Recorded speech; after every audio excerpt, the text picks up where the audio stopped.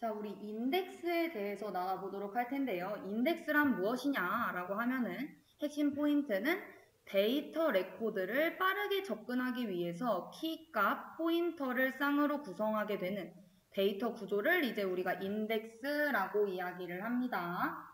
자, 그래서 우리 레코드가 저장된 물리적 주소에 접근하는 방법을 제공을 하고, 그리고 인덱스를 통해서 파일의 레코드에 빠르게 액세스를 할 수 있다는 장점이 있으며, 레코드의 삽입과 삭제가 수시로 일어나는 경우에는 인덱스의 개수를 최소로 하는 것이 효율적입니다. 자, 왜냐면은 삽입 삭제가 수시로 일어난다라고 했는데 인덱스도 여러 개가 있어요. 엄청 많아요. 그러면 걔네들을 다 하나씩 바꿔줘야 되는 건 거잖아요. 그리고 걔네들을 다 타야 되는 거기 때문에 이게 전혀 빠르게 액세스를 할 수가 없어요. 장점을 잃어버리게 되는 겁니다. 그렇기 때문에 삽입과 삭제가 수시로 일어나는 경우에는 인덱스 개수를 최소로 하는 것이 효율적이다라는 특징 알아두시면 될 것 같고요. 우리 인덱스의 종류에는 트리 기반 인덱스, 비트맵 인덱스, 함수 기반 인덱스, 비트맵 조인 인덱스, 도메인 인덱스 이렇게 있습니다. 자, 그래서 어떤 것들이 있는지 정도만 알아두시면 될 것 같아요. 그래서 트리 기반 인덱스는 그 블록들이 트리 구조를 이루고 있는 것을 이야기를 하며, 비트맵 인덱스라고 하는 거는 우리 비트가 0 또는 1이죠. 자, 그래서 걔네들을 인덱스 키로 사용하는 방법이구나. 함수 기반 인덱스라고 하는 거는 딱 이름처럼 특정 함수나 수식을 적용을 해서 산출된 값을 사용하는 것을 이야기를 합니다. 자, 그리고 지금 비트맵 조인 인덱스라고 하는 거는 다수의 조인된 객체로 구성된 인덱스, 도메인 인덱스는 개발자가 필요한 인덱스를 직접 사용하는 것을 이야기를 하는구나. 자, 이 정도만 알고 슉 넘어가시면 될 것 같고요.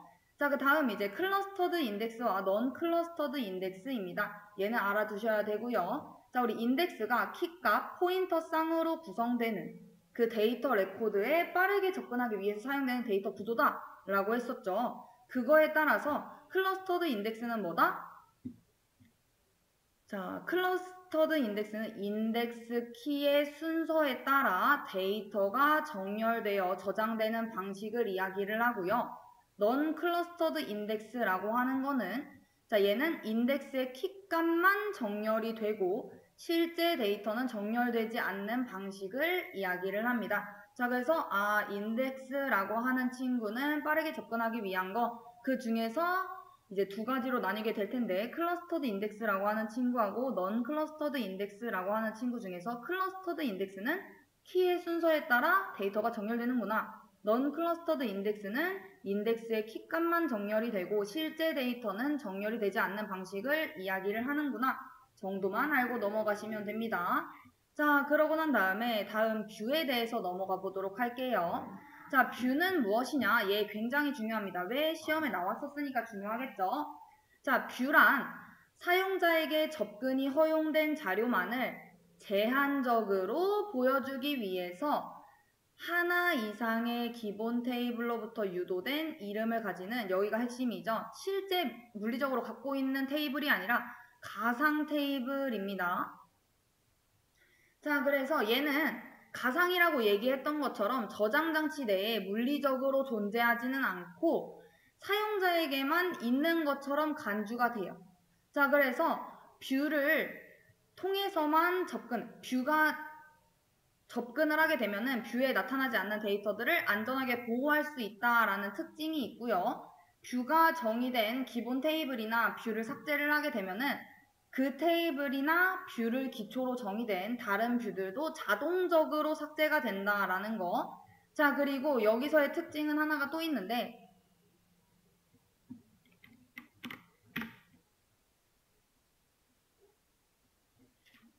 뷰를 정의할 때는 우리 DDL 구문에서 create라고 하는 친구가 있어요. create 문을 이용을 해가지고 정의를 하고요. 제거를 할 때는 드랍을 이용을 해서 라는 특징이 있다라는 것까지 알아두시면 될 것 같습니다. 자, 그래서 이런 뷰의 장단점이 무엇인데 라고 하면요.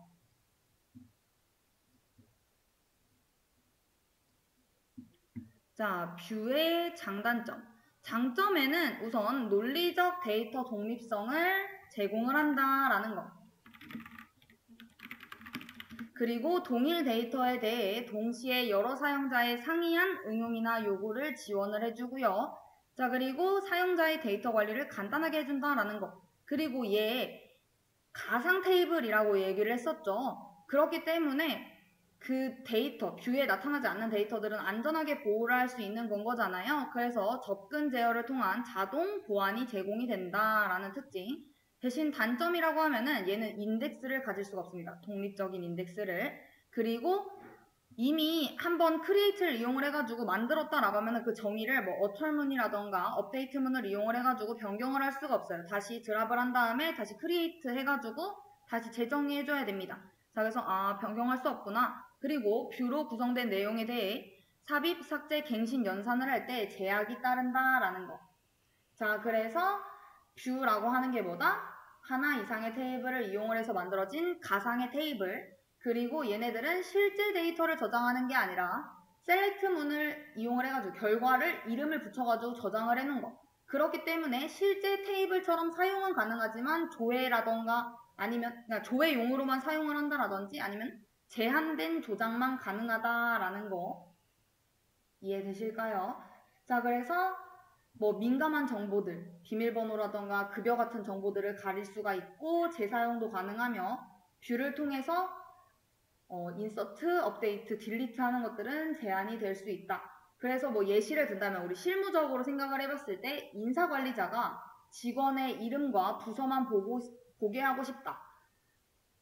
급여 정보 같은 것들은 뷰에 포함하고 싶지 않다. 이러면은 그건 볼 수 없게 되는 건 거죠. 그래서 보안이 강화될 수 있구나. 그래서 이 뷰에서 시험 문제가 실제로 출제가 된다라고 하면은 인서트와 업데이트에 대한 제약 조건 관련해가지고 물어볼 수가 있고 그 수정이 가능한 조건들에 대해서 물어보는 경우들이 있어요. 그래서 그것들만 알고 넘어가시면 될 것 같습니다. 자, 그 다음에는 이제 클러스터에 대해서 나가보도록 할게요. 클러스터라고 하는 거는 데이터 저장 시 데이터 액세스 효율을 향상시키기 위해 동일한 성격의 데이터를 동일한 데이터 블록에 저장시키는 물리적 저장 방법을 이야기를 합니다. 자, 그래서 클러스터링 된 테이블은 데이터 조회 속도를 향상시키지만 입력, 수정, 삭제에 대한 작업 성능을 저하시키고요. 자, 이 클러스터의 특징이라고 한다면은 데이터의 분포도가 넓을수록 유리합니다. 자, 왜냐면은 전체 레코드 중에서 조건에 맞는 레코드의 숫자가 적은 경우에 분포도가 좋다라고 얘기를 하는데 이제 그 인덱스라고 하는 거는 분포도가 좁은 테이블이 좋지만 클러스터링 같은 경우에는 분포도가 넓은 테이블에 유리해요. 자, 그래서 데이터의 분포도가 넓은 테이블을 클러스터링 하게 되면은 저장 공간을 절약을 할 수가 있고 이제 처리 범위가 넓은 경우에는 이제 단일 테이블 클러스터링을 진행을 하며 조인이 많이 발생하는 경우에는 다중 테이블 클러스터링을 사용을 하는구나. 요 정도 알아두시면 될 것 같습니다. 그래서 여기서의 특징은 뭐다? 동일한 성격의 데이터를 동일한 데이터 블럭에 저장하는 물리적 저장 방법이 뭐다? 클러스터. 그리고 얘는 분포도가 넓을수록 유리하며 인덱스는 분포도가 좁을수록 유리하다. 그래서 요거 차이점을 알고 넘어가시면 될 것 같습니다. 자, 그 다음으로 넘어가 보도록 할게요. 파티션입니다. 자, 우리 파티션. 나누는 것을 이야기를 하는데 무엇을 나누는 것을 이야기를 하느냐? 데이터베이스에서 파티션은 대용량의 테이블이나 인덱스를 작은 논리적 단위인 파티션으로 나누는 것을 이야기를 하고요. 자, 대용량 DB의 경우에는 몇 개의 중요한 테이블만 집중되어 가지고 데이터가 증가되기 때문에 이런 테이블들을 작은 단위로 나눠 가지고 분산을 시키게 되면은 성능 저하를 방지할 뿐만 아니라 데이터 관리도 쉬워집니다. 자, 그렇기 때문에 이 데이터를 처리하는 단위는 어떤 단위로 이루어진다? 테이블 단위로 이루어지게 되고 데이터 저장은 파티션별로 수행을 하게 되는데 이때 하나의 테이블이 여러 개의 파티션으로 나누어져 있어도 DB에 접근하는 애플리케이션은 테이블 단위로 데이터를 처리하기 때문에 파티션을 인식하지 못한다라는 특징이 있습니다. 자, 그래서 이런 파티션의 장단점이 뭔데? 라고 하면은 파티션의 장점은 당연히 뭐겠어요?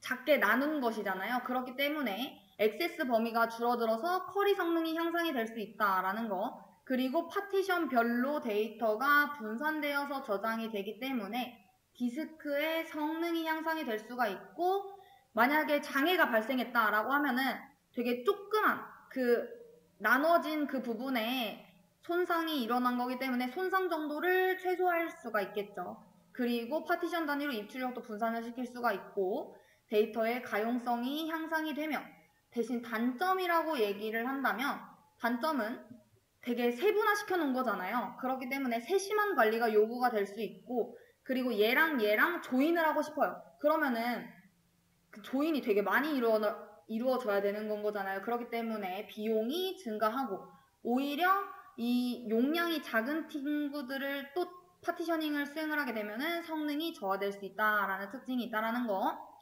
자, 그리고 이 파티션의 종류에는 총 3가지로 나뉘게 되는데 얘네들은 알아두시면 좋습니다. 자, 첫 번째 범위 분할입니다. 얘는 지정한 열의 값을 기준으로 분할을 해요. 그래서 일별, 월별, 분기별 이렇게 나누어지게 되고, 연속적인 숫자나 날짜를 기준으로 분할을 한다라는 거.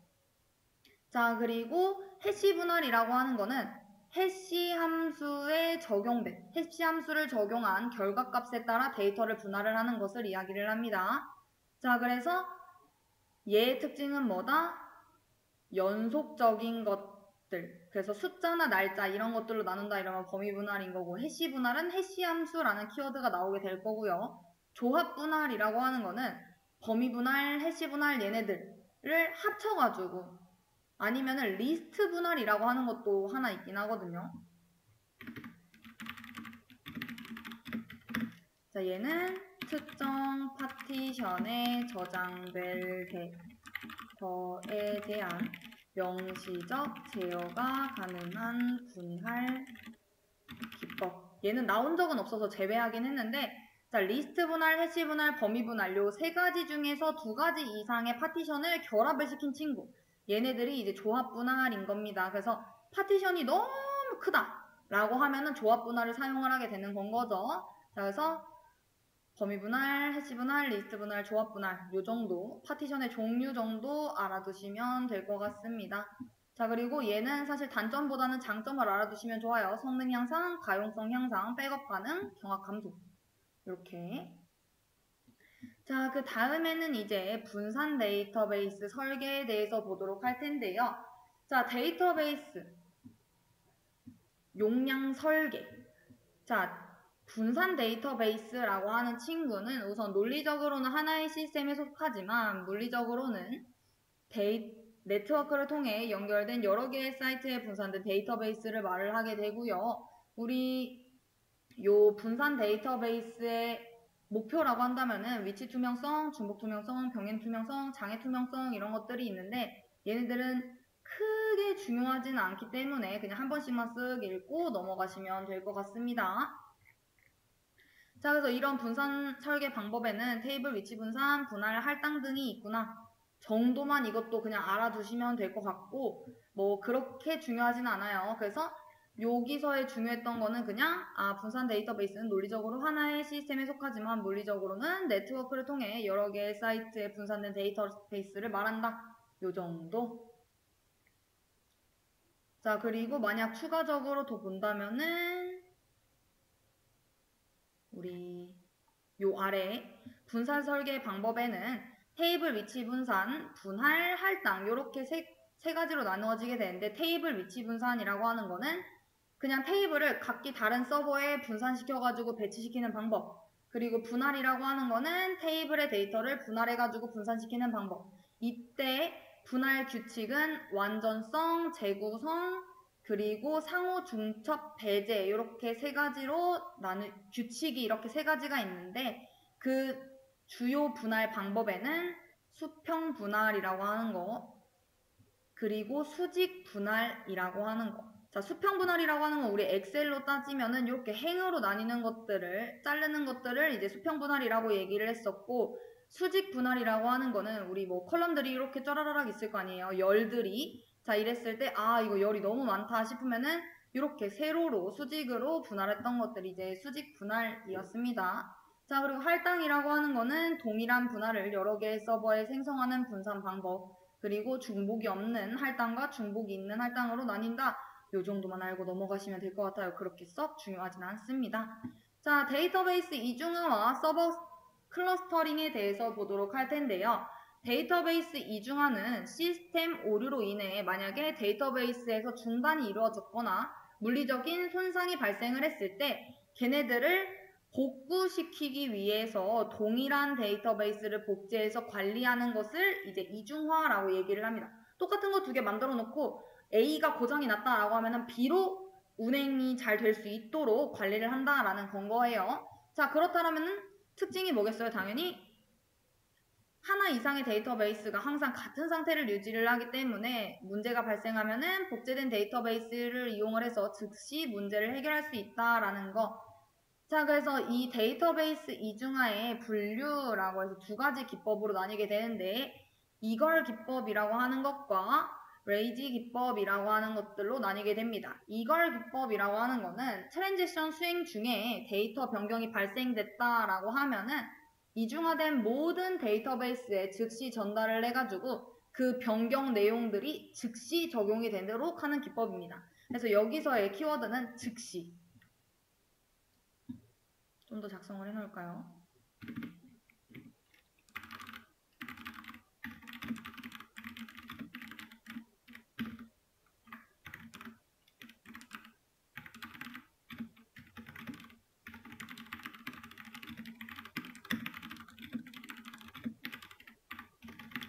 발생하면 이중화된 모든 데이터베이스에 즉시 전달해서 변경 내용이 즉시 적용되도록 하는 기법.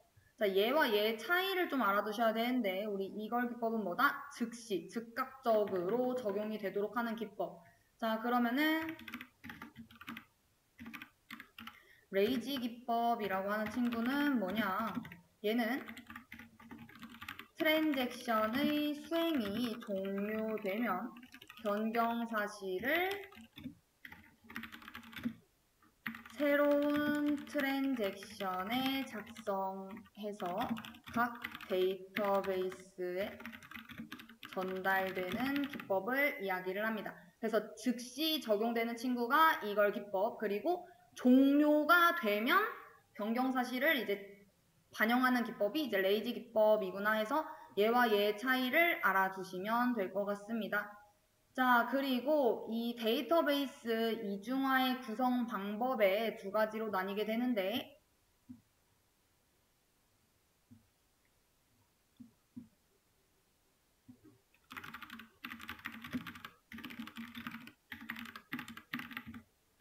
활동 대기 방법 그리고 활동 방법입니다. 자, 우리 이중화가 뭐라고 했어요? 똑같은 친구 하나 복사해 놓는 거다라고 얘기를 했잖아요. 그때 활동 대기 방법이라고 하는 거는 뭐냐? 이제 두 개의 DB가 있을 때 하나의 DB가 활성 상태로 이제 서비스를 하고 있다라고 하면은 다른 친구는 그냥 무작정 대기를 하고 있는 거예요. 그러고 있다가 지금 자, A하고 B가 있어요. A가 이제 일을 하고 있다라고 하면 B는 멈춰 있는 거예요. 근데 A한테 뻥 나가지고 장애가 발생했어요. 그러면은 B가 대신해서 이 작업을 수행하고 있는 친구. 이게 활동 대기 방법인 거고요. 활동 방법은 뭐냐? A하고 B하고 각각 다른 서비스를 제공을 하고 있습니다. 쉬고 있지 않다라는 거예요. 이러고 있다가 만약에 A 쪽에 문제가 생겨요. 그러면은 B가 이제 두 가지를 다 처리를 하게 되는 건 거죠. 이해되실까요? 그래서 얘는 좀 복잡하지만 이제 성능이 좀 더 좋은 거고 안 쉬고 있는 거니까 얘 같은 경우에는 구성 방법이 좀 쉽고 관리가 좀 쉽다. 그래서 많은 기업이 사용을 한다라는 특징들이 있습니다. 그래서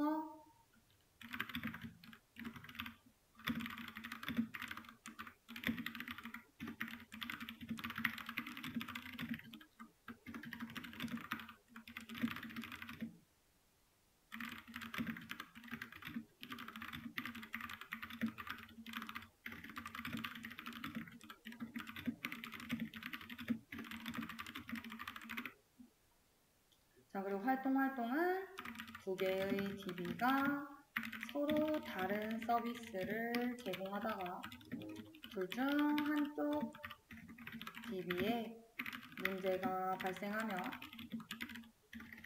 나머지 다른 DB가 서비스를 제공하는 방식. 자, 그리고 요 클러스터링에 대해서 보도록 할 텐데, 클러스터링이라고 하는 거는 무엇이냐? 2대 이상의 서버를 하나의 서버처럼 운영하는 기술을 이제 클러스터링이라고 얘기를 합니다. 자, 그래서 이 친구 서버 이중화 및 공유 스토리지를 사용을 해가지고 서버의 고가용성을 제공하는 것을 이제 목적으로 두고 있는데, 그 공유 스토리지 라고 하는 친구가 무엇이냐? 우리 NAS라고 하는 거 있잖아요. 네트워크 어태치드 스토리지에서 공유 스토리지, NAS. 자, 그 NAS라고 하는 친구는 데이터 저장소를 네트워크로 연결해가지고 파일이랑 데이터를 공유하는 것을 이야기를 하고요. 그리고 고가용성이라고 제가 말씀을 드렸는데, 이 고가용성은 영어로 가끔가다 나오는 경우가 있어요. High Ability라고 해서 HA이거든요. 자, 시스템을 오랜 시간 동안 계속해서 정상적으로 운영이 가능하도록 하는 성질을 이제 고가용성이라고 얘기를 하는데, 그보다 HA다라고 하는 거. 자, 그리고 이 공유 스토리지라고 하는 친구가 뭐다? NAS다. 자, 그래서 요거를 이제 영어 약어로 작성해라라고 하는 거였는데, 공유 스토리지라고 하는 거, 그리고 네트워크로 연결해가지고 다수의 사용자 또는 서버가 데이터를 안전하고 편리하게 공유할 수 있는 것, 이런 식으로 해놨는데, 사실 그 한국어를 영어를 좀 알고 있으면 추측을 해가지고 문제 정답을 쓸 수 있게끔 나오는 문제들도 있었거든요. 근데 이제 그거를 이제 잘 못하셔가지고 틀리시는 경우들도 많이 있었어요. 그래서 NAS라고 하는 것과 HA라고 하는 것도 알고 넘어가시면 좋을 것 같습니다. 그래서 이 클러스터링의 종류에는 고가용성 클러스터링이라고 하는 것과 이제 병렬 처리 클러스터링이라고 하는 게 있는데, 얘네들을 잠깐 설명을 드리면은, 고가용성 클러스터링이라고 하는 거는 하나의 서버가 장애 발생했다. 그러면은 다른 서버가 받아가지고 처리를 해서 서비스 중단을 방지하는 방식을 이제 고가용성 클러스터링이라고 얘기를 하고요. 병렬 처리 클러스터링이라고 하는 거는 전체 처리율을 높이기 위해서 하나의 작업을 여러 개의 서버에서 분산 처리하는 방식이 이제 병렬 처리 클러스터링이라고 하는 거 알아두시면 될 것 같습니다. 자, 그리고 RTO라고 하는 것과 RPO라고 하는 친구가 있는데, 얘는 목표 복구 시간. 자, 그래서 비상사태라던가 업무 중단 시점으로부터 복구되어서 가동될 때까지의 소요 시간을 이야기를 해요. 예를 들면은 장애가 발생했어요. 그러면은 장애 발생 후에 4시간 내에 복구가 가능합니다. 이런 식으로 이야기를 하는 것을 이제 목표 복구 시간, RTO라고 얘기를 하고요. RPO라고 하는 거는 목표 복구 시점을 이야기해요. 시간과 시점. 얘는 타임, 얘는 포인트, 시점을 이야기를 하게 되는 건데, 비상사태 또는 그 업무 중단이 이루어진 시점으로부터 데이터를 복구할 수 있는 그 기준점을 이야기를 해서, 예를 들면은 장애가 오늘 발생을 했는데, 장애 발생 전인 지난주 금요일에 백업 시켜놓은 그 시점으로 이제 복구가 가능할 것 같다. 이런 식으로 이야기를 하는 게 이제 RPO인 겁니다. 그래서 기준점과 그 소요되는 시간, 요거를 구분을 해서 RTO하고 RPO를 이제 알아두시면 될 것 같고요. 자, 데이터베이스 보안에 대해서 보도록 할 텐데, 데이터베이스의 일부 또는 전체에 대해서 권한이 없는 사용자가 액세스하려고 하는 것을 금지하기 위해 사용되는 기술이 이제 데이터 보안인 겁니다. 딱 여러분들도 아시는 것도 그냥 권한 없는 사용자한테는 이 데이터에 접근하지 못하게 하겠다라는 기술을 그냥 좀 더 풀어서 설명을 해놓은 것을 이야기를 하고요. 이 데이터베이스 보안 기법이 중요한데, 암호화와 접근 통제가 있고, 그 접근 통제에는 임의 접근 통제와 강제 접근 통제, 역할 기반 접근 통제가 있는데, 요거 세 가지 꼭꼭 외워두셔야 됩니다. 자, 왜냐? 시험 문제에 실제 출제된 적이 있기 때문에. 자, 이 데이터 보안이 이제 현재 지금 되게 핵심적인 과제로 이제 붙고 있잖아요. 왜냐면은 기업에서 그 개인들이 갖고 있는 중요한 정보들을 안전하게 보호하기 위해서는 뭐가 중요해요? 접근 통제 기술이 필수적이기 때문에. 근데 지금 계속 보안적인 이슈가 터지고 있기 때문에 실기 문제는 사회적인 영향을 받아서 개와 관련된 문제를 출제를 하고 있어요. 그렇기 때문에 나올 가능성이 또 있어서 좀 외워두셨으면 좋겠습니다. 자, 그래서 임의 접근 통제라고 하는 친구 뭐냐? 얘는 데이터에 접근하는 사용자의 신원에 따라 가지고 접근을 부여를 하는 방식이고요. 자, 얘 같은 경우에는 제가 추가로 해서 자료를 가지고 왔는데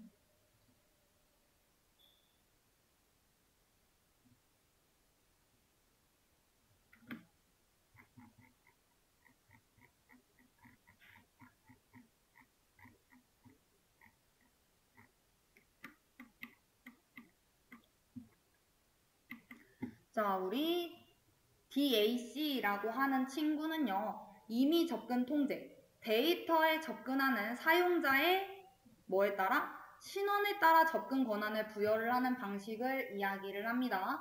자, 그래서 그 데이터 소유자가 직접 접근 통제 권한을 지정을 하고 제어를 함으로써 보안을 강화시킨다라는 건 거예요. 자, 그래서 객체를 생성한 사용자가 객체에 대한 모든 권한을 부여를 받고 부여된 권한을 다른 사용자들한테 허가를 할 수가 있어요. 그래서 이제 유연하기는 한데 어떻게 보면은 보안에 살짝 취약할 수도 있고 우리 이 친구를 보게 되면은 뭐 예를 들면은 홍길동이라고 하는 친구는 인사정보에 접근을 할 수 있는데 임꺽정이라고 하는 친구는 그 인사정보에는 접근을 할 수 없고 그냥 사내 공지사항 정도만 볼 수 있어. 왜? 너는 인사부가 아니니까.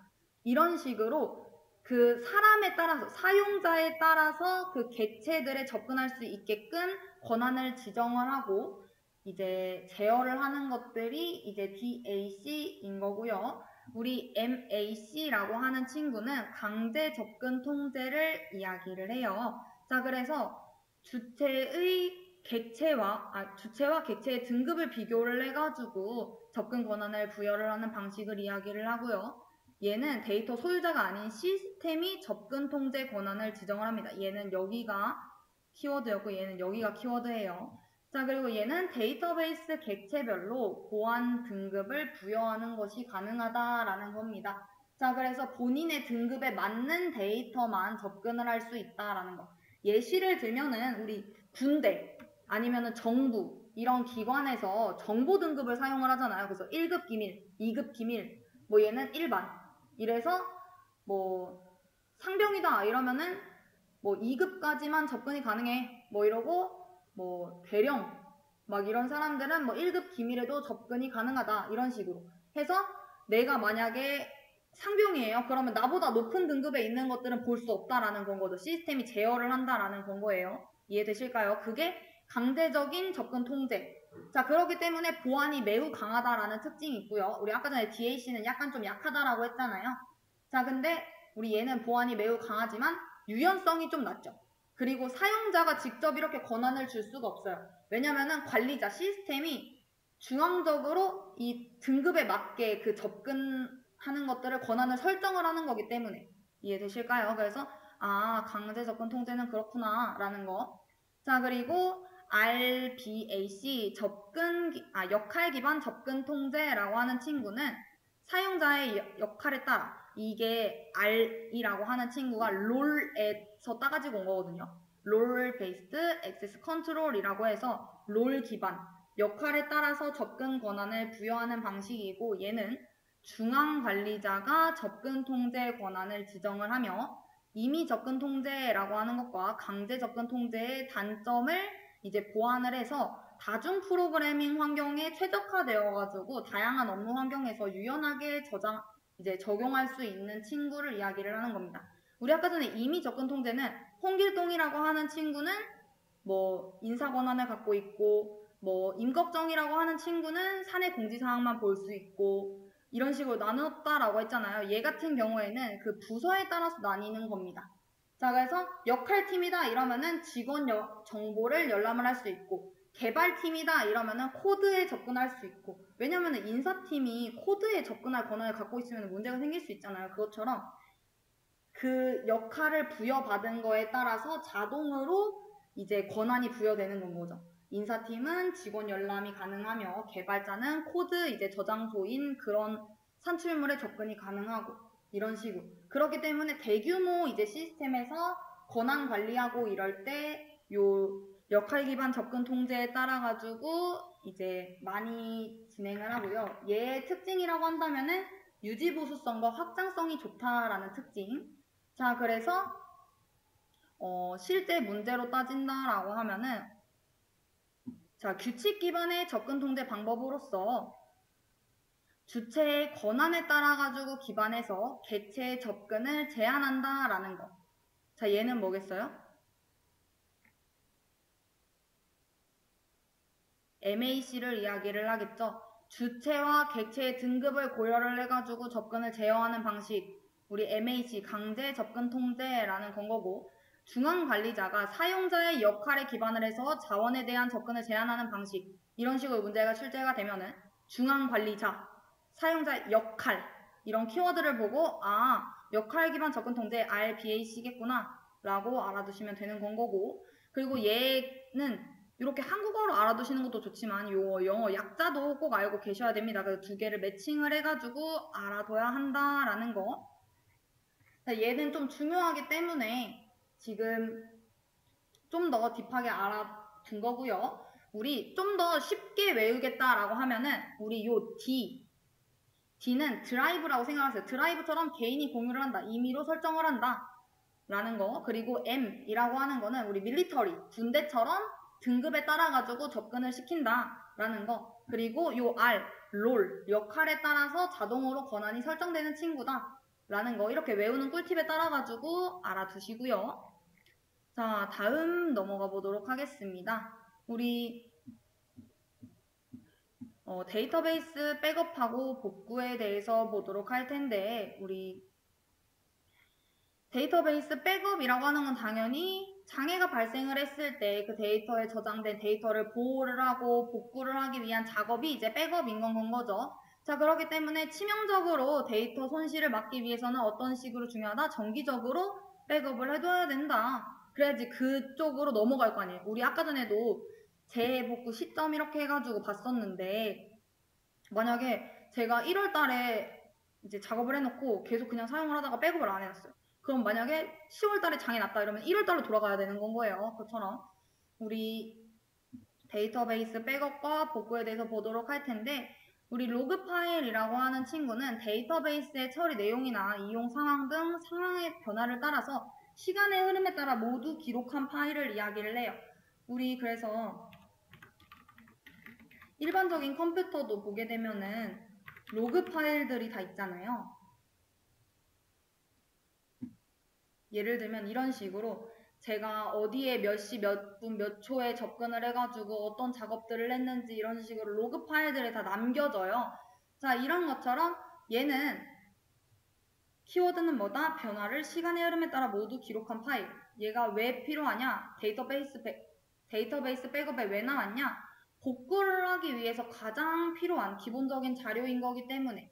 그래서 로그 파일을 기반으로 데이터베이스를 과거 상태로 복귀를 시킨다라던가 아니면은 현재 상태로 이제 재생, 리두를 시킨다라고 해서 데이터베이스 상태를 일관성 있게 유지를 할 수 있다라는 건 거고요. 이 복구 알고리즘에는 리두, 언두라고 하는 친구를 좀 알아두셔야 되는데,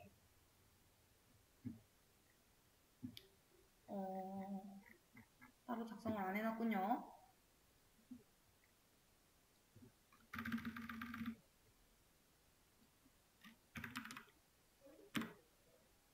리두라고 하는 것은 트랜잭션 완료 후 데이터베이스 버퍼에는 기록되어 있고 저장 매체에서는 기록되지 않았으므로 음으로 트랜잭션 내용을 다시 실행해야 하는 것을 이제 리도라고 얘기를 합니다. 자, 리도 같은 경우에는 다시라고 하는 것 때문에 재생이라고 하는 단어로 생각을 해주시면 좋을 것 같고요. 우리 undo라고 하는 친구는 복귀라고 생각을 해주시면 될 것 같아요. 그래서 트랜잭션 완료 전에 시스템이 파손되었다면 변경된 내용을 취소함.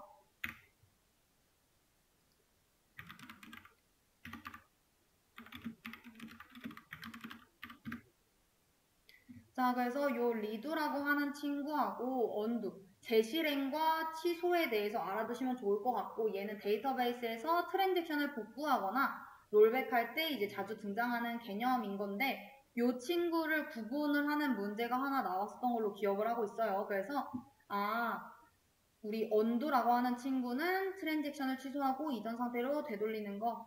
그래서 롤백할 때 이제 사용이 되는구나 라는 거. 그래서 예시를 들게 되면은 제가 만약에 그 홍길동한테 제 계좌에서, 자, 전혜성의 계좌에서 10,000원을 출금을 하려고 합니다. 자, 출금을 하려고 하는데 ATM 기계가 중간에 꺼졌어요. 그렇다라고 하면은 출금하는 그 과정, 트랜잭션이 완전하게 실행되지 않은 건 거잖아요. 그렇기 때문에 제 계좌로 돈을 다시 돌려놔야 되는 건 거죠. 복원시켜야 되는 거기 때문에 언두가 발생을 하게 되는 건 거고, 리두라고 하는 친구는 성공한 트랜잭션의 결과를 다시 적용하는 것을 이야기를 해요. 그래서 언제 사용을 하냐라고 하면은 장애 후에 시스템이 재시작될 때. 자, 그래서 목적이라고 한다면은 완료된 트랜잭션 결과를 보존하기 위해서인 건 거죠. 자, 그럼 얘는 예시를 어떻게 들어볼까요? 자, 제가 만약에 홈쇼핑에 들어가가지고 옷을 하나 구입을 했어요. 그래서 결제까지 딱 끝냈어요. 근데 갑자기 핸드폰이 꺼진 거예요. 자, 그랬을 때 결제 내역을 다시 확인을 해보려고 들어갔더니 어때요? 제가 결제한 내역이 남아 있어야 되는 건 거죠. 내가 결제를 완료했다라고 이제 결과가 나왔는데 중간이 아니죠. 핸드폰이 꺼졌다라고 해가지고 그 기록이, 결제 내역이 사라지면 안 되는 거잖아요. 얘 결제 안 했어. 다시 복구시켜. 라고 하면 저 다시 2번 결제해야 되는 거니까. 그냥 재부팅 했을 때 결제 내역이 다시 반영되는 거, 얘가 바로 리두다라는 겁니다. 자, 그래서 성공한 작업을 다시 적용시키는 게 리두, 변경 전의 상태로 되돌리는 게 언두. 그래서 뒤로 간다, 다시 한다, 요 두 가지를 알아두시면 될 것 같고요.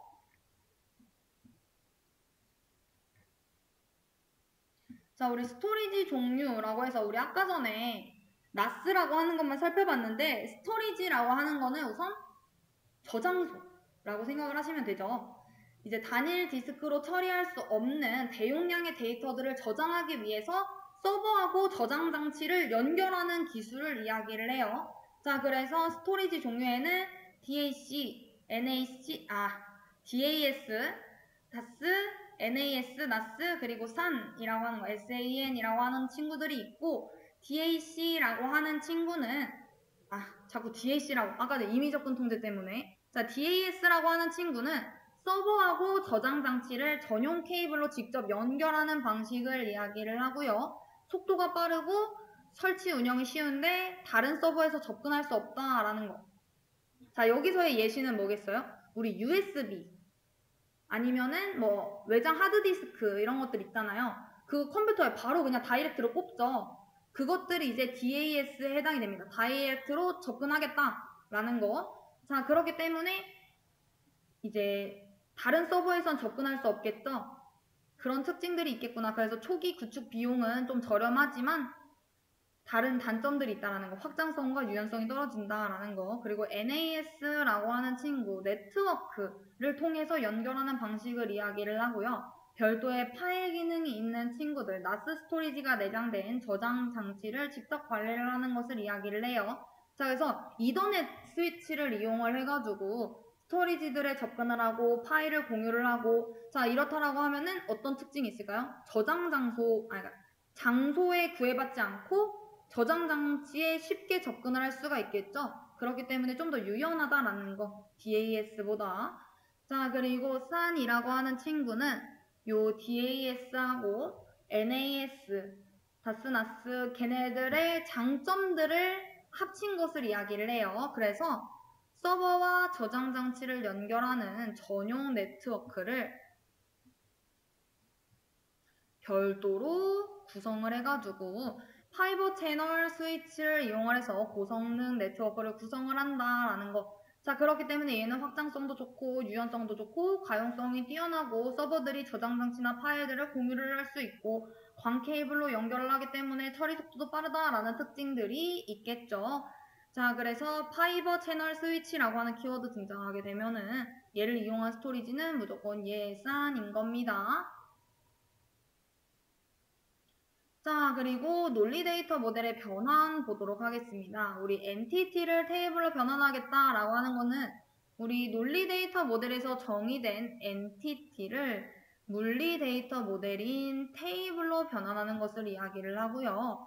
우리 변환 규칙은 엔티티라고 하는 것이 이제 물리적 설계로 이루어질 때는 테이블이 되게 되는 거고, 우리가 논리적 설계에서는 속성이라고 불렀던 것들이 물리적 설계에서는 컬럼, 그리고 우리 논리적 설계에서는 주 식별자라고 이야기했던 것들이 물리적 설계에서는 기본키, 논리적 설계에서는 외부 식별자, 물리적 설계에서는 외래키, 논리적 설계에서는 관계, 그리고 물리적 설계에서 관계.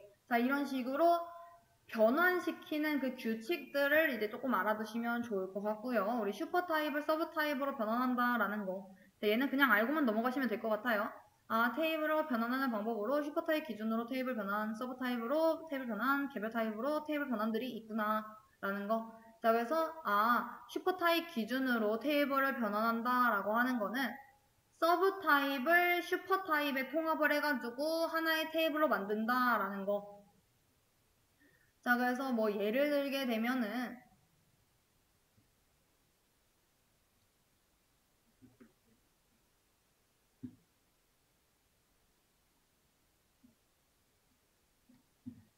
자, 제가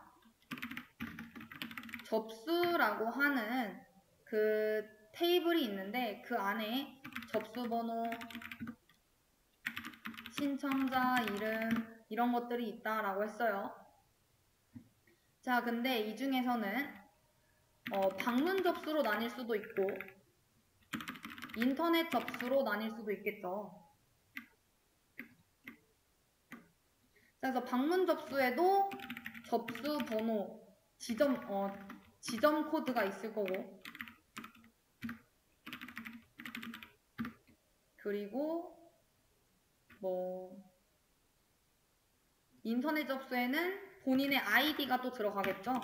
그리고 걔와 관련된 뭐 접수 번호가 있을 거고요. 자, 그래서 우리 요 방문 접수에 있는 지점 코드와 접수 번호 요런 친구들, 얘는 이제 뭐 외래키가 되겠죠. 여기 있는 친구 가져다 쓴 거니까. 자, 얘네들과 우리 요 인터넷 접수에 있는 아이디, 그리고 얘네들이 이제 슈퍼 타입에 있는 접수에 이제 통합이 돼가지고 그냥 하나로 바꾸겠다. 접수라고 하는 친구는 접수 번호를 갖고 있고, 이 친구는 신청자 이름과 지점 코드와 아이디 이런 것들을 갖고 있어. 이렇게 하나로 통합시키는 것. 서브 타입에 있는 친구들을 슈퍼 타입으로 통합을 해서 하나의 테이블로 만드는 것을 이제 우리가 슈퍼 타입 기준 테이블 변환이라고 얘기를 하고요. 이때 특징이라고 한다면은 제가 여기 서브 타입들에 있는 친구들을 모든 속성들을 다 작성을 했잖아요. 그처럼 모든 속성이 포함되어야 한다라는 특징.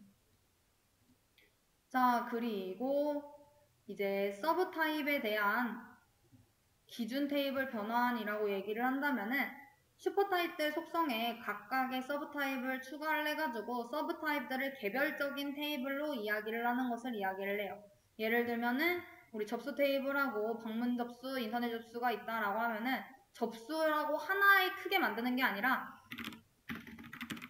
방문 접수, 인터넷 접수 이렇게 두 개의 테이블을 만들어서 얘네들도 접수 번호, 신청자 이름, 지점 코드, 이렇게 있게 되는 거고, 인터넷 접수는 접수 번호, 신청자 이름, 아이디 이런 식으로. 서브 타입들의 속성이 많은 경우에 이렇게 작성을 한다라는 건 거고, 안 그러면 이렇게 사용을 합니다. 자, 그래서 방금 전에 지금 계속 설명드린 거예요. 얘는 슈퍼 타입 기준 테이블 변환, 얘는 이제 서브 타입 기준 테이블 변환. 이해되시죠? 어떤 식으로 딱 그 맞는 말이네 라는 거 예시를 보게 되면, 자, 그리고 개별 타입 기준 테이블 변환이라고 한다면은 얘는 슈퍼 타입과 서브 타입들을 각각의 개별적인 테이블로 변환하는 것을 이야기를 하고요. 얘는 그냥 이렇게 그냥 각각의 다 따로따로 갖고 있겠다라는 거예요. 접수도 따로 하나 갖고 있고, 방문 접수도 하나 따로 갖고 있고, 인터넷 접수도 따로 갖고 있는데, 얘네들을 이제 연결을 해놓겠다라는 건 거죠. 얘네들 외래키로 사용할 거고, 그냥 기본적으로 여러분들이 알고 계시는 1대1 관계 형성되는 그런 친구들이 이제 개별 타입 기준 테이블 변환인 겁니다. 자, 그래서 속성을 컬럼으로 변경을 하는 거, 우리 아까 전에 논리 데이터 모델에서 속성이라고 한 것을 물리 데이터 모델을 변환을 한다라고 하면은 컬럼으로 바꾼다라고 했었잖아요. 자, 그래서 얘네들은 일반 속성 변환, 뭐 프라이머리 UID를 기본 키로 변환하는 거, 뭐 여러 가지들이 있는데 뭐 그렇게 크게 중요하지는 않기 때문에 넘어가도록 하겠고요. 자, 우리 그 다음 이제 자료 구조에 대해서 알아볼 텐데, 자료 구조라고 하는 거는 자료를 기억장치 내에 공간에 저장하는 방법을 이야기를 해요. 자, 그래서 자료 간의 관계 처리 방법들을 연구 분석하는 것을 이야기를 하고, 저장 공간의 효율성과 실행 시간의 단축을 위해서 사용이 된다라는 거. 자, 그래서 자료 구조는 어떤 식으로 이제 분류가 되느냐? 선형 구조라고 하는 것과 비선형 구조로 나뉘게 되고, 얘는 필기 시험에 자주 출제가 됐었죠. 자, 우리 선형 구조에는 어떤 것들이 있어요? 배열, 이제 선형 리스트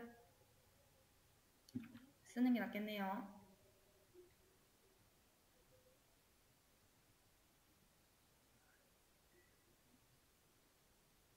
선형 리스트, 그리고 스택, 큐, 데크 이렇게 있고, 이 선형 리스트에는 연속 리스트라고 하는 친구하고 연결 리스트라고 하는 친구가 있죠. 자, 그래서 이 비선형 구조에는 딱 두 가지만 있어서 우리 선형 구조보다 비선형 구조를 외우는 게 좀 더 쉽다라고 말씀을 드리고요. 우리 비선형 구조에는 트리라고 하는 친구하고 그래프라고 하는 친구가 있습니다. 자, 그래서 우리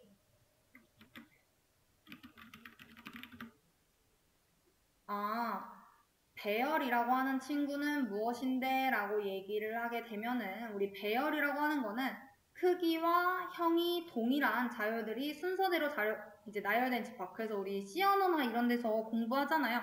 같은 자료형으로 만들어진 여러 개의 공간. 자, 얘네들이 이제 배열이라고 얘기를 하고 반복적인 데이터 처리 작업에 이제 적합한 구조다라는 거.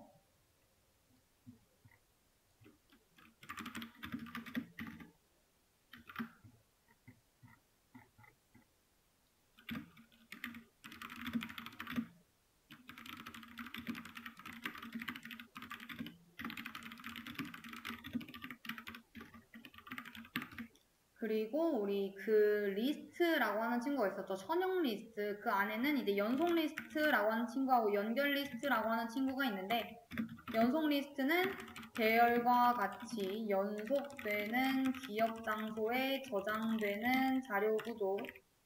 그리고 연결 리스트라고 하는 친구는 이제 자료들을 임의의 기억 공간에 기억시켜서 노드의 포인터 부분을 이용하여 서로 연결시킨 자료 구조를 이야기를 합니다. 자, 그래서 우리 항상 예시 들면은 우리 연결 리스트 씌워놓으면 공부하잖아요.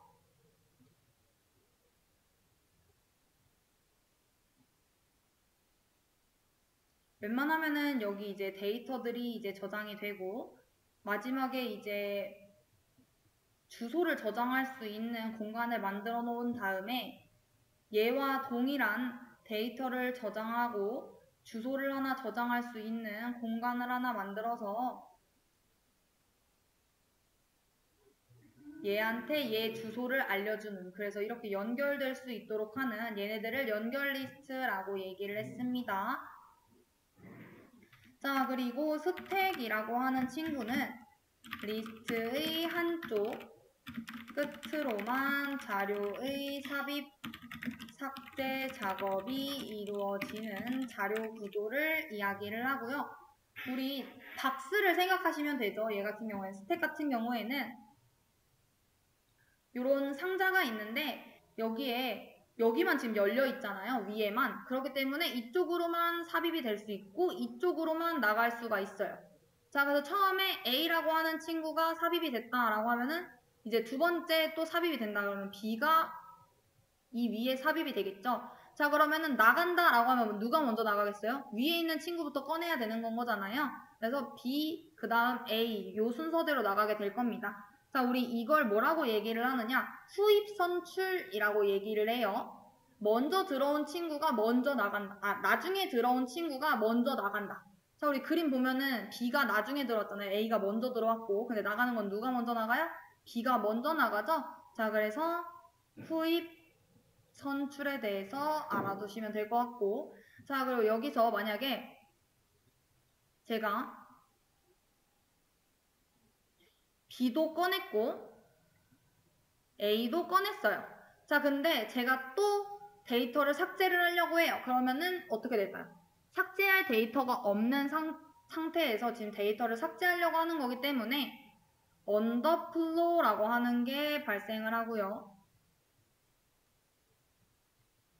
왜? 더 이상 없는데 삭제하려고 하니까.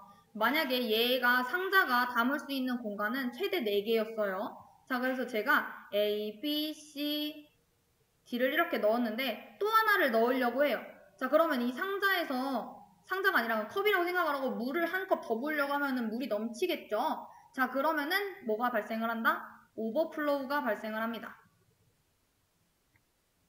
자, 그래서 더 이상 삭제할 게 없는데 삭제하려고 하면은 언더플로우, 이미 다 더 이상 저장할 공간이 없는 상태에서 데이터가 삽입이 되게 되면은 오버플로우가 발생을 한다 라는 것까지 연결지어서 외워두시면 될 것 같고요. 자, 그 다음 Q라고 하는 친구는 이제 한쪽은 삽입 작업이 이루어지고 다른 한쪽은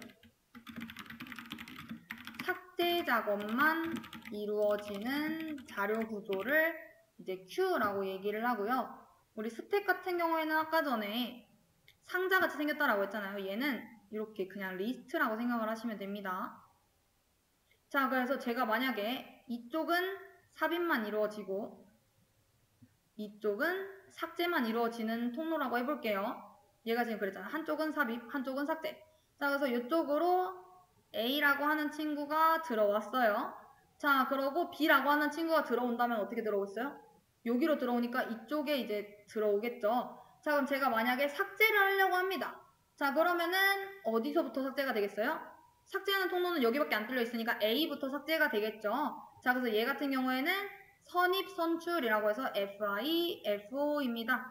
자, 먼저 들어온 친구가 먼저 나간다라는 거, 우리 그림을 알면은 이게 이해가 되죠. 아, 얘는 한쪽만 구멍이 뚫려져 있으니까 계속 쌓이다가 이제 나중에 들어온 친구가 먼저 나가는 거고, 얘는 그냥 양쪽이 뚫려져 있는데 이쪽은 삽입만 가능하고 이쪽은 삭제만 가능하니까 먼저 들어온 친구가 먼저 나가는구나.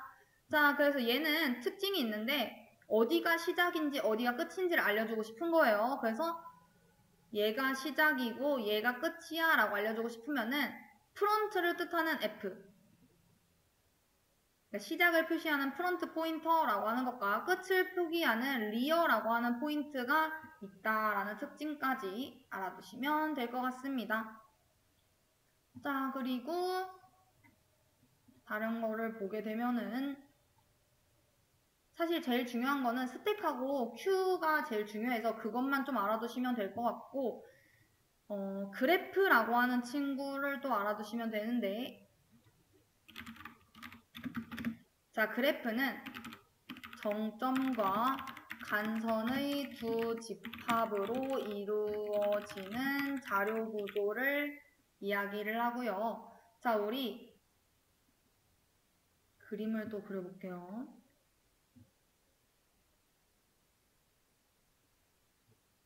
자, 이렇게 정점 4개가 있어요. 자, 얘네들을 이제 간선을 이용을 해가지고 이렇게 있게 되는 건 거죠. 자, 이게 뭐다? 그래프인 겁니다. 자, 근데 얘 같은 경우에는 지금 사이클이 있는 건 거잖아요. 그쵸? 돌 수 있죠. 자, 근데 여기서 사이클이 없는 친구들이 있어요. 요런 식으로 생긴 친구들. 자, 얘네들을 이제 우리가 뭐라고 부르느냐? 트리라고 부르게 되는 겁니다. 정점과 선분. 노드들을 이용을 해가지고 그래프의 특수한 형태를 이루는 것을 이제 트리라고 얘기를 하고요. 하나의 각각 그 정점이라고 하는 것들을 이제 노드라고 부르게 되는데 그 노드들을 이제 연결한 선을 링크라고 얘기를 하고 여기서 한 가지 또 알아두셔야 되는 거. 우리 요 방향 그래프하고 무방향 그래프라고 하는 친구가 있는데 얘네들의 최대 간선수를 구하라고 하는 문제가 나올 수도 있어요. 자, 그런데 얘는 공식이 있습니다. 얘가 만약 무방향 그래프다라고 하면은 공식이 어떻게 되냐면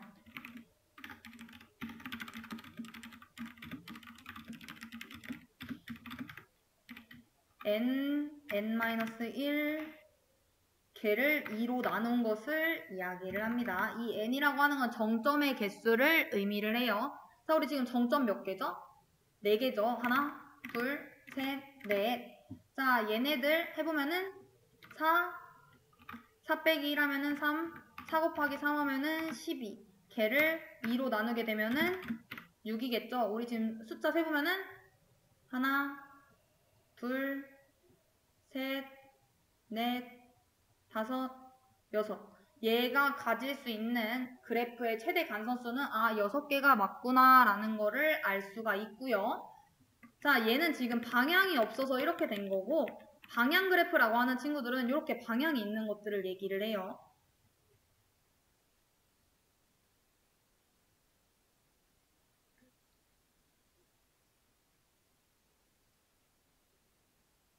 이렇게. 자, 이런 방향이 있는 그래프 같은 경우에는 최대 간선수가 어떻게 되느냐?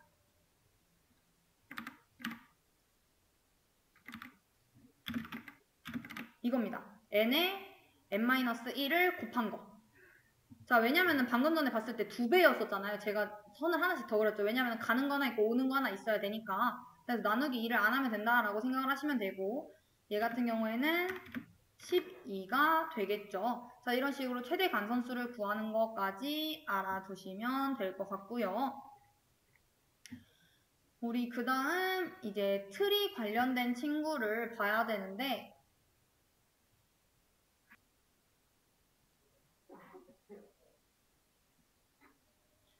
자, 우리 트리라고 하는 친구는 정점과 선분을 이용을 해가지고 사이클을 이루지 않도록 한 그래프의 특수한 형태라고 말씀을 드렸어요.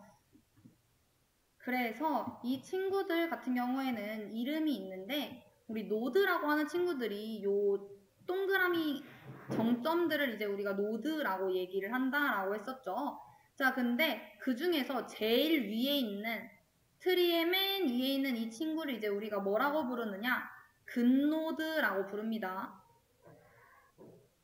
근노드. 뿌리 루트. 자, 그래서 근노드라고 얘기를 하고요.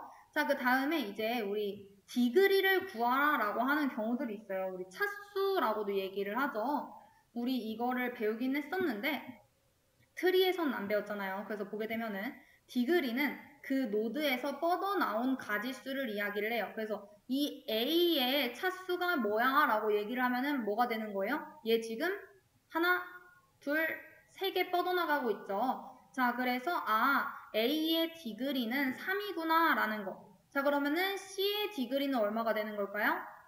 1이 되겠죠? 자, 그래서 그 노드로부터 뻗어나온 가지수를 디그리라고 얘기를 한다.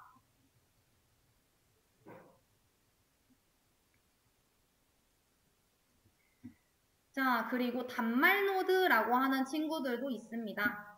자, 단말 노드는 무엇이냐? 자식이 없는 애들을 이제 얘기를 해요. 자, 예를 들면은 우리 K, L, F, G, M 요런 친구들은 그 화살표가 없죠. 자식이 하나도 없는, 즉 디그리가 0인 노드들을 이제 우리가 단말 노드라고 얘기를 하고 얘네들을 예시로 들게 되면은 K, L, F, G, M, I, J 얘네들이 단말 노드에 해당이 되겠죠. 자, 그리고 비단말 노드라고 얘기를 하는 거는 얘네들을 제외한 자식이 하나라도 있는 친구들. 예시 들면은 뭐 A, B, C, D, E, H 얘네들이 되겠네요. 자, 그리고 이거는 좀 쉽기는 한데 조상 노드라고 하는 친구들.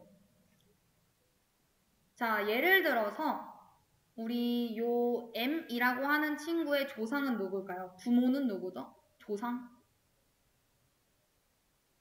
얘네들의 조상이라고 한다면은 H도 되고 B도 되고 A도 됩니다. 다 그 높으신 분들인 거잖아요. 어떤 의미의 노드에서 근노드까지 가는 경로상에 있는 노드들을 이제 조상 노드라고 얘기를 하고요. 자식 노드라고 얘기를 하게 되면은 다음 레벨의 노드들. 우리 얘 D의 자식들은 누가 되는 거예요? H, I, J. 그리고 뭐 요 G에 대한 부모 노드라고 하면은 바로 이전 노드는 C가 될 거고. 자, 얘네들은 쉽죠? 자식, 부모, 그리고 형제라고 하면은 얘와 같은 선상에 있는 친구들. H의 형제 노드는 I하고 J다. 이런 식으로. 자, 그래서 뭐 다른 것들은 크게 중요하지 않고 디그리가 무슨 단어를 뜻하는 건지 알아두시면 될 것 같고, 뭐 자식 노드랑 부모 노드는 그냥 이름만 듣고서도 사실 알아볼 수 있는 건 거잖아요. 자, 그리고 이제 깊이라고 하는 게 또 있습니다. 깊이. 자, 이 깊이라고 하는 거는 그 트리에서 노드가 가질 수 있는 최대의 레벨을 이야기를 해요. 자, 그러면은 얘는 지금 뭐예요? 얘가 1, 얘가 2, 얘가 3, 얘가 4라고 하면은 얘의 깊이는 뭐다? 4다라고 얘기를 하게 되는 거거든. 얘가 가질 수 있는 최대 레벨인 거니까. 자, 그리고 만약 A의 디그리가 아니라 트리의 디그리를 구하라 라고 얘기를 할 수도 있어요. 자, 얘는 디그리 숫자 중에서 가장 많은 친구를 이야기를 하면 되는 거예요. 자, 지금 A의 디그리는 얼마죠? 1, 2, 3 해서 3이죠. 자, B의 디그리 얼마예요? 1, 2죠. 1, 2. 자, C는 1, D는 1, 2, 3. 우리 E는 1, 2. 얘네들은 다 디그리가 0인 친구들인 건 거잖아요. 그쵸? 자, 이랬을 때 지금 디그리 제일 큰 건 뭐였어요? A가 3, D가 3. 그렇기 때문에 가장 큰 디그리는, 가장 숫자가 높은 디그리는 뭐예요? 3이죠? 그렇기 때문에 트리의 디그리는 3이라고 얘기를 하게 되는 겁니다. 예를 들어서 만약에 요 D한테 뭐 Y 이런 식으로 하나 더 있었어요. 그러면은 이 트리의 디그리는 4가 되게 되는 건 거죠. 가장 많은 수, 디그리 중에 가장 큰 수를 트리의 디그리라고 얘기를 하는 거기 때문에 이해되실까요? 자, 근데 우리 예시로 가지고 왔던 요 디그리에서는 3이 최대라서 트리의 디그리는 3입니다. 자, 그래서 얘네들이 이제 트리라고 하는 친구들이고 걔네들 중에서 이제 단어들이 이런 것들이 있구나 라는 건데, 자, 얘는 엄청 많은, 얘는 그냥 트리라고 얘기하는 것들이고, 자, 차수, 디그리가 이 아래, 얘는 지금 디그리가 3이잖아요. 그쵸? 디그리가 2 이하로 구성되어 있는 트리들을 이제 우리가 이진 트리라고 얘기를 해요. 예를 들면은 A, B, C, D, E, F, G. 자, 지금 봤을 때 저는 차수가 3 이상 되는 친구를 만들지 않았어요. 차수가 2 이하다 라는 건 거죠. 자, 얘네들이 이제 이름이 뭐다? 이진트리다 라는 거. 자, 그리고 이 이진트리의 최대 노드수라고 얘기를 하면은 최대 노드수를 구할 수 있는 방법이 있습니다. 자, 우리 지금 단말 그 노드 수가 지금 봤을 때 레벨이 지금 얘가 몇이에요? 얘가 레벨 1, 얘가 레벨 2, 얘가 레벨 3인 건 거잖아요. 레벨 3에서 최대로 노드 수가 나올 수 있는 거는 뭐다? 2의 그 최대 노드 그 레벨. 자, 3 빼기 1 해서 2의 2제곱은 4. 그래서 얘가 가질 수 있는 거는 1, 2, 3, 4. 4개죠? 자, 그래서 이런 식으로 최대 노들수를 구할 수 있구나. 레벨이 여기 지금 n이라고 하면은 n-1 한 그 숫자가 되게 되는 겁니다. 자, 그리고 우리 요 트리의 운행법에 대해서도 알아두면 좋은데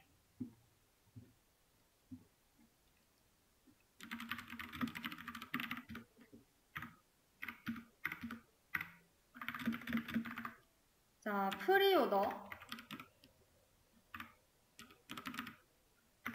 그리고 안에 있으면은 인오더 그리고 뒤에 있으면은 포스트 오더 포스트 오더 라고 얘기를 합니다. 자, 그래서 프리오더라고 하는 친구는 루트 레프트 라이트 요 순서대로 운행을 하게 되는 건 거고요. 자, 우리 인오더라고 하는 친구는 레프트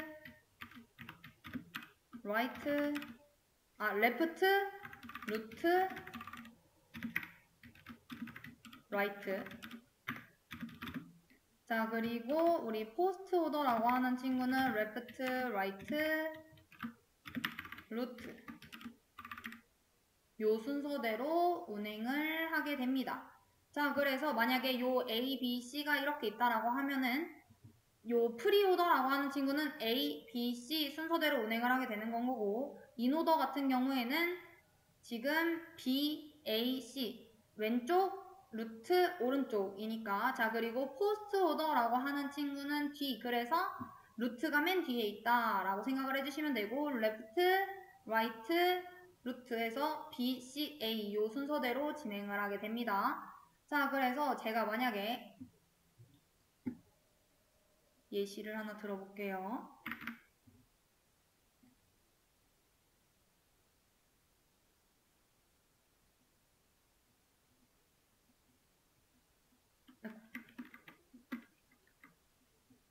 자, 이렇게 있어요. 자, 이렇게 있을 때 프리오더를 이용을 해서 운행을 한다라고 하면은 어떻게 순서대로 갈까요? 자, 우리 프리오더는 뭐였었죠? 루트, 레프트, 라이트 요 순서인 거잖아요. 그러면은 여러분들은 어떻게 하시면 돼요? 우리 A, B, C 요거는 기억하시죠? 자, 요렇게 있었을 때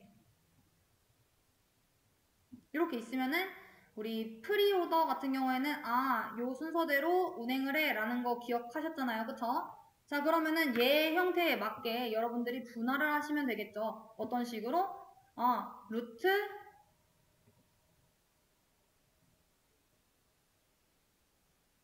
왼쪽 그리고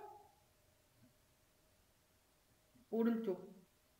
자, 그러면은 이 순서대로만 따지면은 A 그 다음 1번, 2번 이렇게 수행이 될 거예요. 이렇게. 자, 그러고 난 다음에 이제 봤더니 A를 제외하고 이제 요 1번부터 봤어요. 1번을 먼저 수행을 해야 된다라고 했으니까. 그래서 봤더니 얘도 또 나눠지죠. 자, B 얘가 루트가 될 거고 왼쪽, 오른쪽. 자, 그러니까 요 1번 같은 경우에는 자, B 하고서 그 다음 왼쪽, 오른쪽. 자, 3, 2가 되게 될 거고. 자, 요 3, 2라고 하는 친구를 살펴보게 되면은 얘도 루트, 왼쪽, 오른쪽 요 순서대로 될 거잖아요. D, H, I. 자, 그러면은 현재까지 순서는 A, B, D, H, I, E 그러고 E를 살펴보게 되면요. 자, E는 어때요? C, F, G 요 순서가 되겠죠?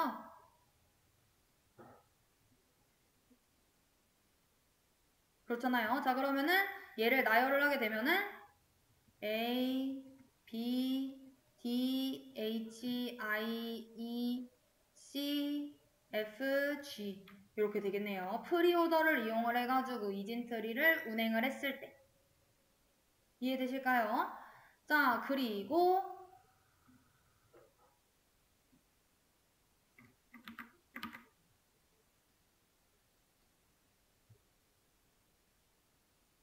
자, 그 다음에는 우리 인오더를 이용을 해가지고 살펴볼게요. 자, 우리 인오더 같은 경우에는 순서가 어떻게 되죠? 레프트, 루트, 라이트 요 순서인 거잖아요. 자, 그러면 레프트라고 하면은 요 1번이 먼저 수행이 돼야 될 겁니다. 그쵸?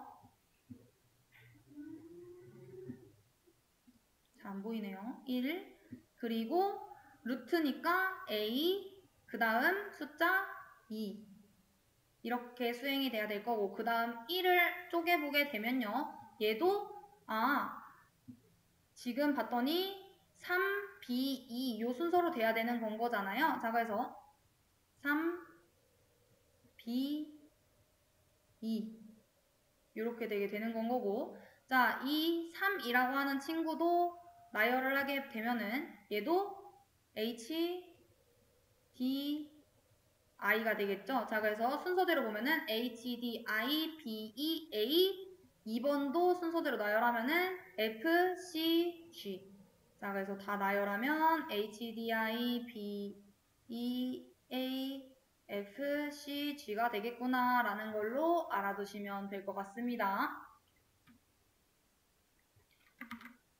자, 그리고 좀 더 내려가야 되는데 없네요. 자, 그러면은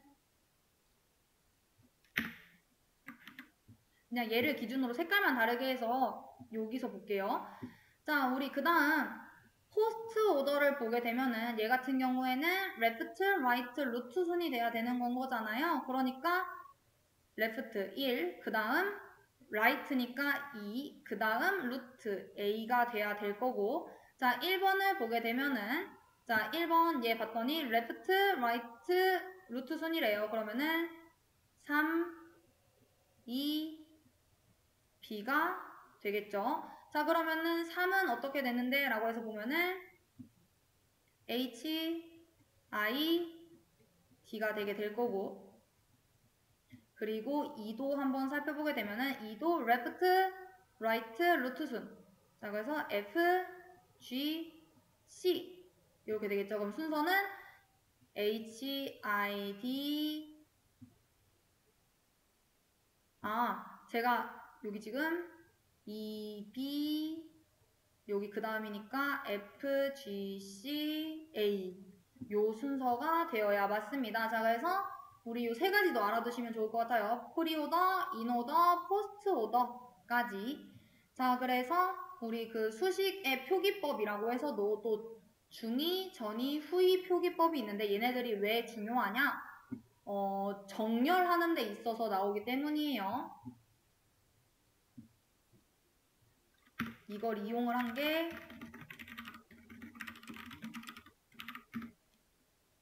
인오더, 프리오더, 포스트 오더를 인오더, 인, 중위, 프리, 전위, 포스트, 후위 표기법이 되게 되는 건 거고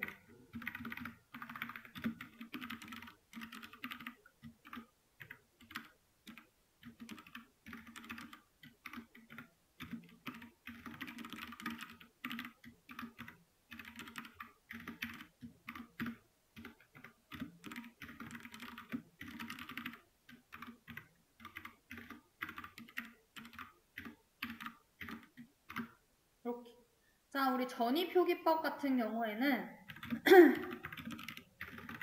연산자, 레프트, 라이트 요 순서입니다. 그래서 만약에 우리가 기본적으로 아는 A 더하기 B는 이런 식으로 사용하잖아요. 이거를 전위표기법으로 사용을 하게 되면은 연산자가 먼저 와야 되기 때문에 플러스 A, B 이렇게 기재가 돼야 되는 건 거고요. 우리 후위표기법이라고 하는 친구는 중위표기법이라고 하는 건 연산자가 가운데 있다는 거예요. 그래서 레프트, 연산자,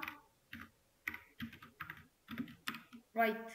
자, 그래서 우리가 일반적으로 아는 A 플러스 B 얘가 중위표기법인 거고, 후위표기법이라고 하는 친구는 레프트, 라이트, 그리고 연산자 요 순서가 되며 얘는 A, B 플러스 요런 식으로 작성이 되게 되는 건 거죠. 자, 얘는 포스트라던가 프리라던가 이런 포스트픽스, 프리픽스는 스택을 이용을 해요. 그래서 걔네들처럼 변환을 하는 데 있어서 큰 문제가 되지는 않을 것 같고, 예시를 하나 들어볼까요? 제가 만약에 후위표기법으로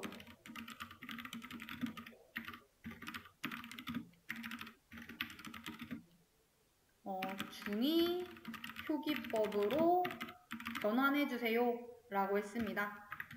자, A, B, C 빼기 나누기 D, E, F 플러스 곱하기 플러스. 자, 이렇게 되어 있다라고 해볼게요. 자, 그러면은 얘네들을 어떻게 바꿀 수 있을까요?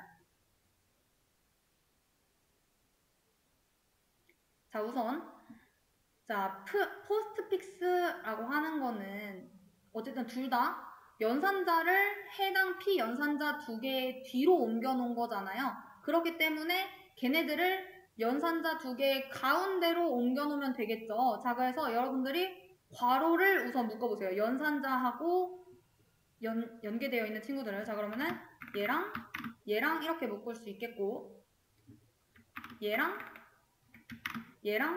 이렇게 묶을 수 있겠죠. 자, 그러고 인접해 있는 친구들이 얘랑 얘, 그리고 여기서는 얘랑 얘 이렇게 될 거고, 마지막이 이제 얘랑 연산을 했겠다라는 거겠죠. 자, 그래서 우선 연산자를 가운데로 이동을 시키게 되면은 우선 첫 번째 거부터 처리를 하게 되면,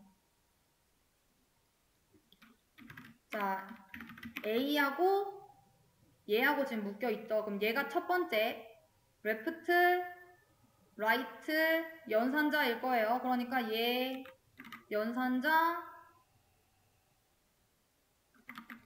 이렇게 될 거고, 얘네들도 순서를 바꿔주게 되면은 이렇게 되겠죠. 자, 그리고 얘네들도 자 바꿔주게 되면은 얘는 요 사이로 와야 될 거고,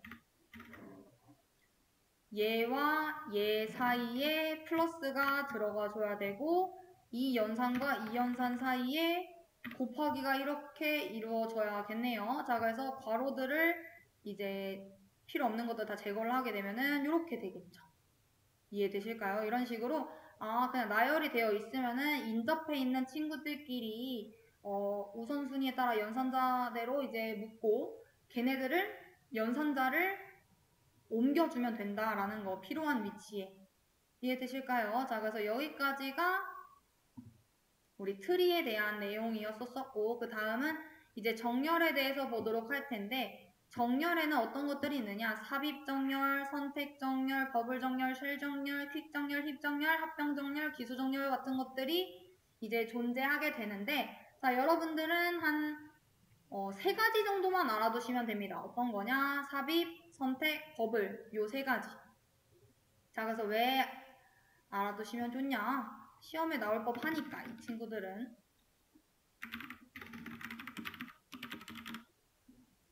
자, 삽입정렬이라고 하는 친구는 이제 이미 순서화된 파일에 새로운 파일 레코드를 순서에 맞게 삽입시켜 정렬하는 방식입니다. 자, 그래서 예를 들어 8, 5, 6, 2, 4.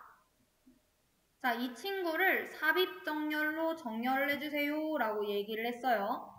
자, 그러면은 첫 번째 1회전 돌리게 되면 어떻게 되는 거예요?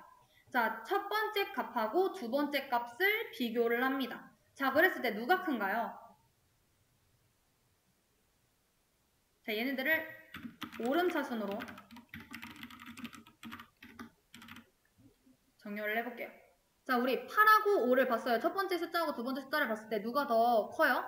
8이 더 크죠? 자, 그러면은 얘네 두 개를 바꿉니다. 값을 비교를 해가지고 삽입을 시킨다라는 건 거예요. 그래서 첫 번째 회전을 하게 되면은 5, 8, 6, 2, 4가 되게 되는 겁니다.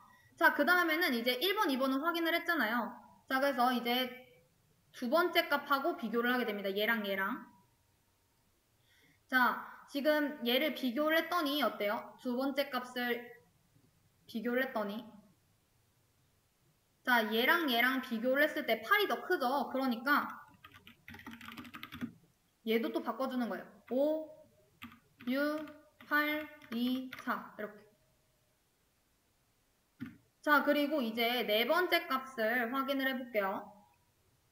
자, 얘네들을 지금 봤을 때 지금 2번. 자, 2번이 어때요?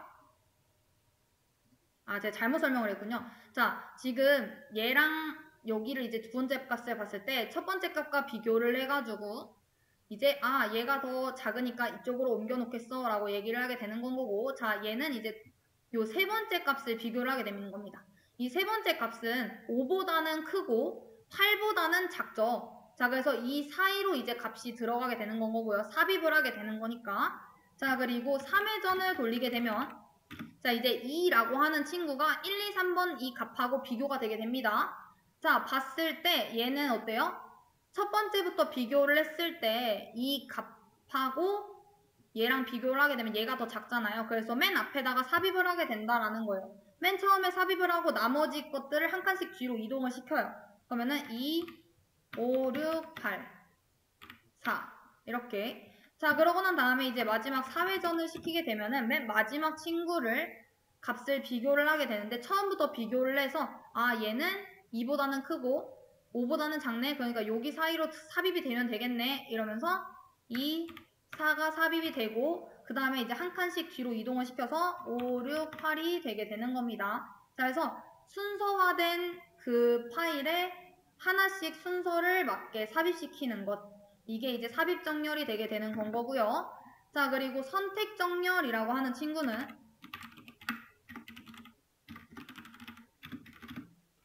얘는 n개의 레코드 중에서 최소 값을 찾아 첫 번째 레코드에 위치해 놓고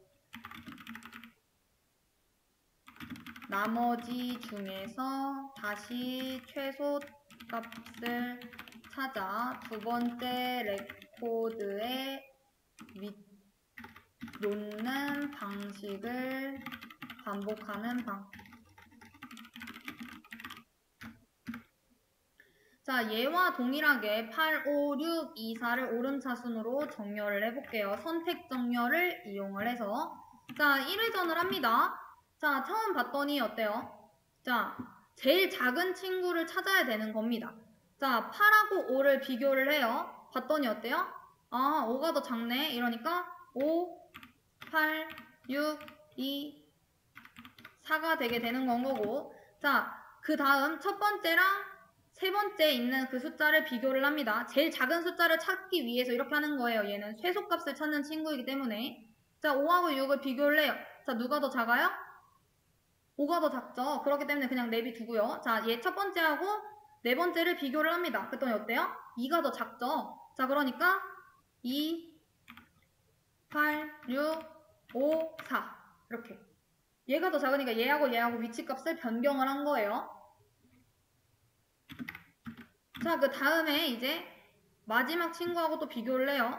그랬더니 어때요? 아, 얘가 더 작네요. 그럼 얘가 최소값이겠죠. 이 바퀴 돈 것 중에서는. 자, 그래서 이렇게 둡니다. 1회전은 여기서 마무리가 되었어요. 2회전을 합니다. 이제 두 번째 작은 친구를 이제 보겠다라는 건데 어디서부터 찾느냐? 나머지 중에서 다시 최소값을 찾는데 왜?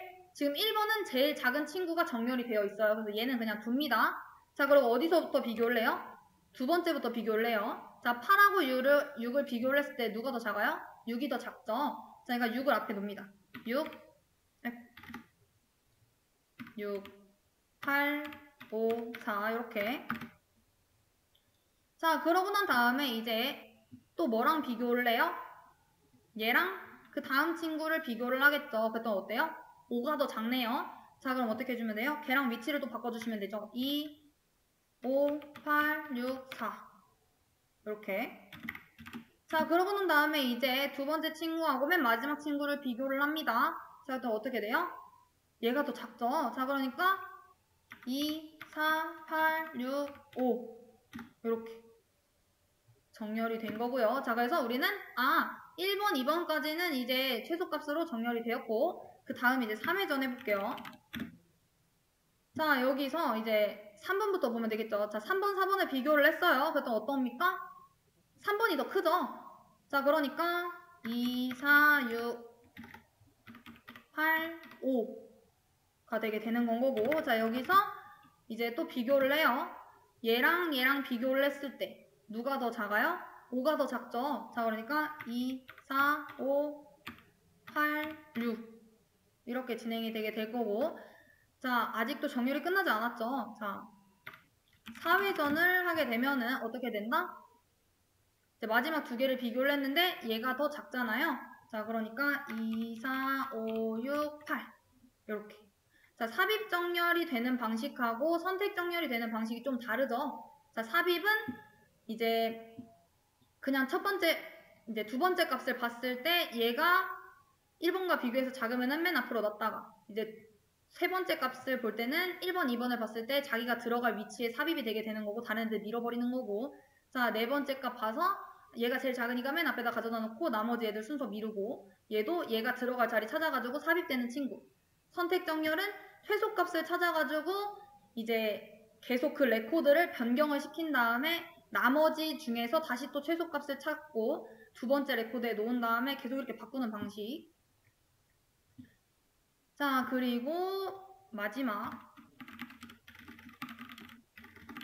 버블 정렬이라고 하는 친구는 주어진 파일에서 인접한 두 개의 레코드 키 값을 비교하여 그 크기에 따라 레코드 위치를 서로 교환하는 정렬 방식을 이야기를 합니다. 자, 그래서 우리 또 똑같이 85624라고 하는 친구를 버블 정렬을 이용을 해서 오름차순을 해본다 라고 해볼게요. 자, 그러면 첫 번째 1회전 돌릴 때 얘는 자, 제가 처음에 잘못했던 게 이거였어요. 자, 얘네 두 개를 비교를 합니다. 자, 누가 더 작아요? 5가 더 작죠? 자, 그러니까 두 개를 바꿉니다. 자, 5, 8, 6, 2, 4. 자, 그리고 얘랑 얘를 또 비교를 해요. 이제 두 번째랑 세 번째 값을 비교를 해서 인접한 값들끼리 비교를 한다라고 했죠. 자, 누가 더 작아요? 6이 더 작죠. 자, 그러니까 5, 6, 8, 2, 4가 되게 된 거고. 자, 그 다음 이제 얘랑 얘를 비교를 합니다. 자, 또 어때요? 2가 더 작죠. 자, 그러니까 5, 6, 2, 8, 4. 자, 그리고 이제 마지막 요 두 가지 인접해 있는 친구를 비교를 했더니 누가 더 작아요? 4가 더 작네요. 자, 그러니까 5, 6, 2, 4, 8 이렇게 1회전이 마무리가 됐어요. 한 바퀴 다 돌렸잖아요. 인접한 친구들. 자, 그러고 난 다음에 이제 2회전을 시킵니다. 자, 맨 앞에 있는 친구랑 비교를 해요. 자, 얘랑 비교를 해요. 그랬더니 어때요? 그대로네요. 자, 얘가 더 작잖아요. 그러니까 5, 6, 2, 4, 8이 될 거고 자, 이제 두 번째 바퀴를 이제 2번, 3번을 비교를 했더니 누가 더 작아요? 2가 더 작죠. 자, 그러니까 5, 2, 6, 4, 8 이렇게 될 거고 그 다음 이제 3번하고 4번을 비교를 했더니 누가 더 작습니까? 4가 더 작죠. 자, 그러니까 5, 2, 4, 6, 8 이렇게 하고 마무리가 되겠죠. 자, 우리 왜냐면은 우리 아까 전에 여기 선택 정렬에서는 최소값이 계속 고정이 됐었어요. 한 바퀴 돌 때마다 1회전에서 최소값 고정. 그러니까 최소값은 안 건들고 이제 나머지 친구들 중에 또 최소값을 구해서 2, 4까지는 고정. 그리고 그 다음 바퀴 돌 때는 이제 2, 4, 5까지 최소값이 고정.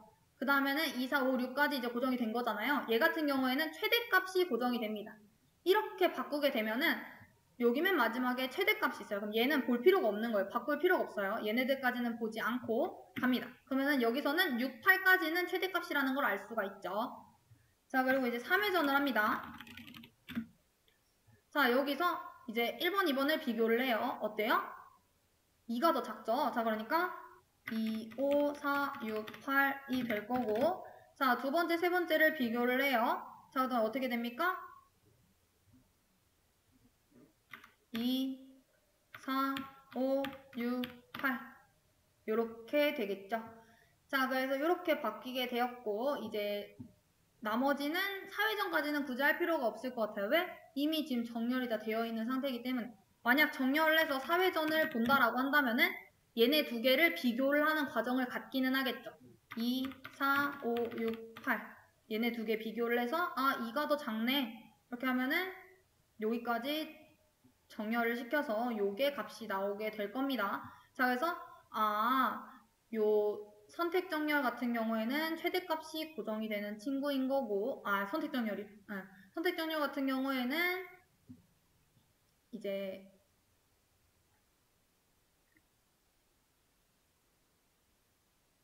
최소값이 이제 제가 헷갈렸어요. 지금 이 선택 정렬 같은 경우에는 최소값이 고정되어 있는 친구, 그리고 요 버블 정렬 같은 경우에는 최대값이 이제 고정되는 친구다라는 거 알아두시면 될 것 같고, 자, 이 정도만 알아두시면 될 것 같고요. 나머지 쉘 정렬이라고 하는 거는 그냥 매개 변수 값으로 서브 파일 구현하는데 얘는 삽입 정렬 방식으로 순서를 배열을 해요. 자, 그렇기 때문에 요 세 개가 기본이 되는 거라서 문제가 나오게 된다면 요 세 개 중에 아마 나올 가능성이 높습니다. 자, 퀴 정렬은 이제 키를 기준으로 이제 나누거든요. 키를 기준으로 작은 애는 왼쪽, 큰 애는 오른쪽 이런 식으로 분할시키는 거. 우리 힙 정렬이라고 하는 거는 우리 전 이진트리. 우리 이진트리 배웠죠? 디그리가 2 이상이 되지 않는 친구들. 그 친구들을 이제 이진트리라고 얘기를 했었고, 걔네들을 이제 힙트리로 이제 분할을 하는 거. 그리고 합병 정렬이라고 하는 거는 이미 정렬되어 있는 두 개를 하나로 합병하는 정렬 방식. 그리고 기수 정렬이라고 하는 거는 Q를 이용을 해가지고 그냥 자릿수별로 정렬하는 방식이 이제 기수 정렬인 겁니다. 그래서 우리 정렬 알고리즘까지 확인해 봤고, 2장은 이렇게 마무리가 됩니다.